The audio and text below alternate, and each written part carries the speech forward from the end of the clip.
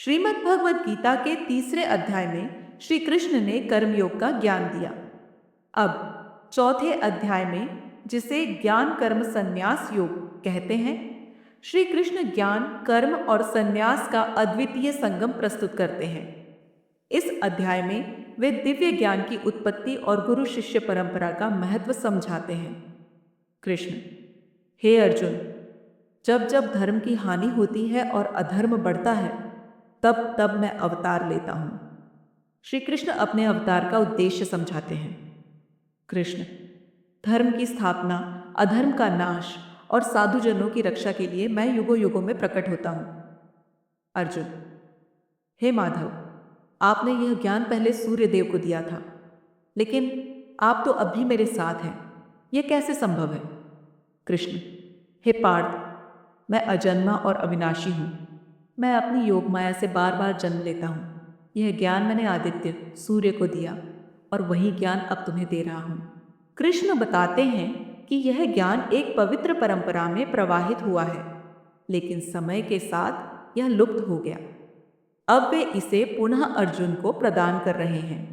कृष्ण: हे अर्जुन, कर्म, अकर्म और विकर्म को समझो। श्री कृष्ण कर्म के गूढ़ रहस्य का वर्णन करते हैं। कृष्ण: जो व्यक्ति हर कर्म में अकर्म देखता है और अकर्म में भी कर्म देखता है, वही सच्चा ज्ञानी है। उसका कर्म उसे बांधता नहीं है। कृष्ण यज्ञ की महिमा समझाते हैं। कृष्ण: हे अर्जुन, यह सृष्टि यज्ञ पर आधारित है। विभिन्न प्रकार के यज्ञ जैसे ज्ञान यज्ञ, तप यज्ञ और दान यज्ञ से मनुष्य पवित्र होता है।